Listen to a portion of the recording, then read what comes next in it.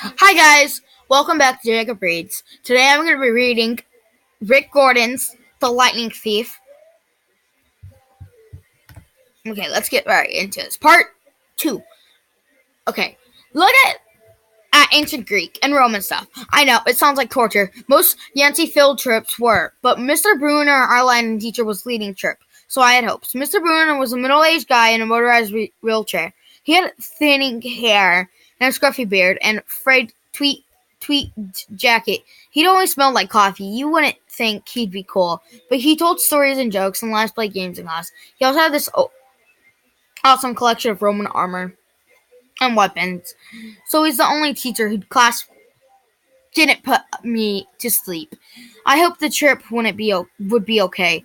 At least I hoped that for once I wouldn't get in trouble. Boy, I was wrong. See bad things happen to me. Okay, I've already read this.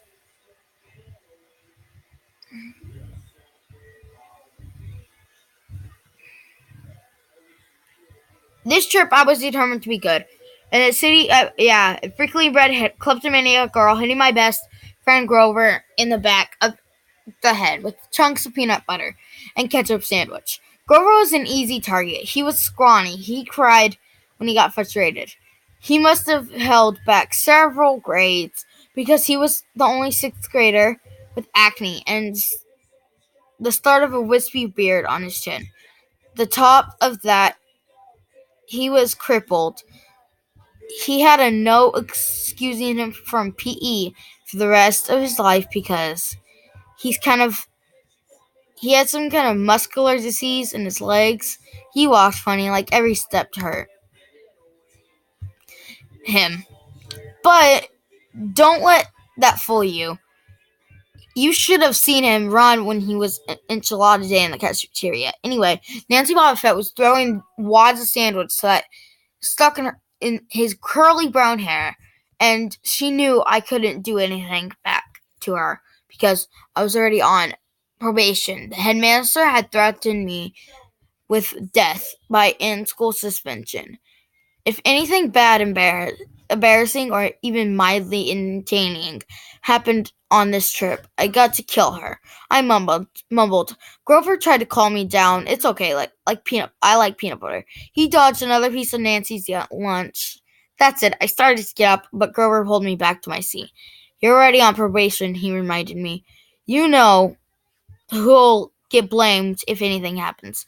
Look back on it. I'd wish I'd decked Nancy Boba Fett right then and there, and school suspension would have been nothing compared to the mess I was about to get myself into. Mr. Bruner led the museum tour.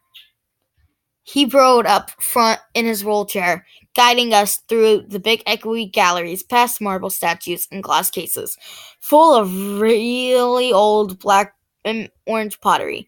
It blew my mind that this stuff had survived for 2,000, 3,000 years.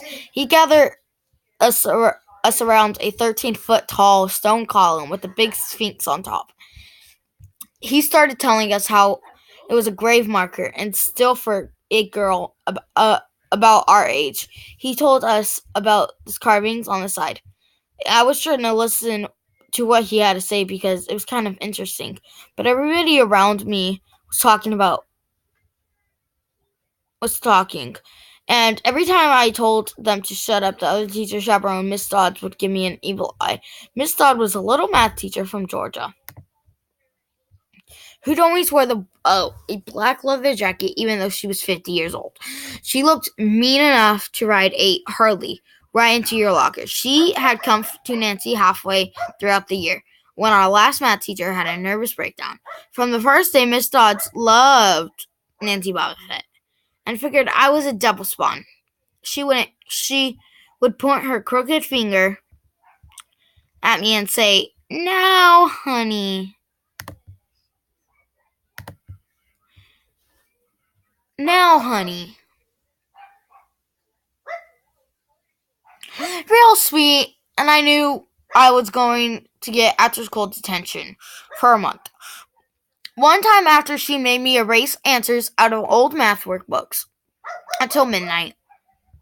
I told Grover I didn't think Miss Dodds was a human. He looked at me real serious and said, "You're absolutely right." Mr. Bruner kept talking about Greek funeral art.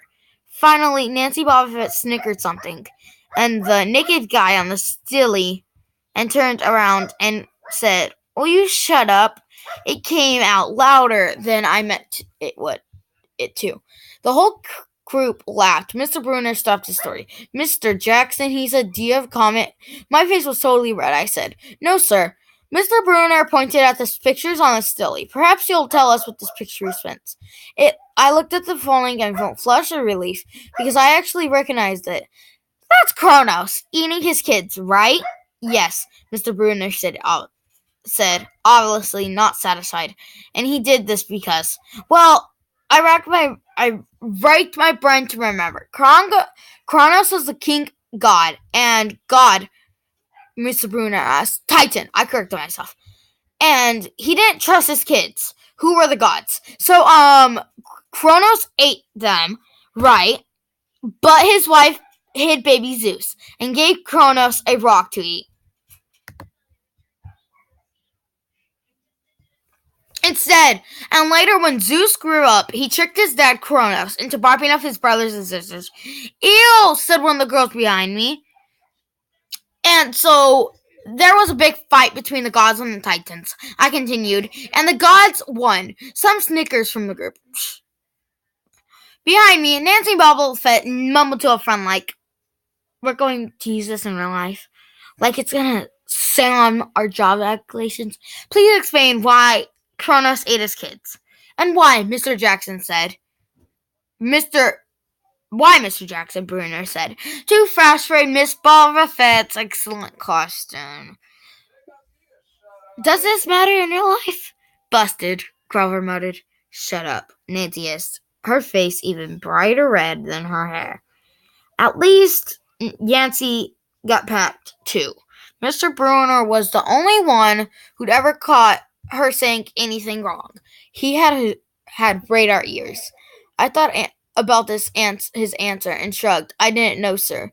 "I see." Mr. Bruner looked disappointed. "Well, half credit, Mr. Jackson. Zeus did indeed feed Kronos a mixture of mustard and wine, which made him disgorge his other 5 children, whose, of course, being immortal gods, had been living and growing up completely undigested in the Titan's stomach.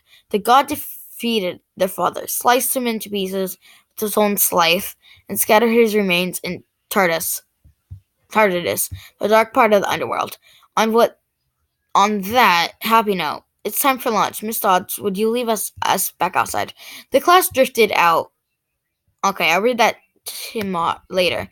Okay, guys, please like and subscribe to be satisfied, and ring the notification bell to be satisfied in this next video.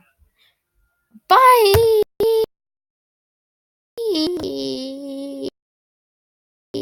See you later.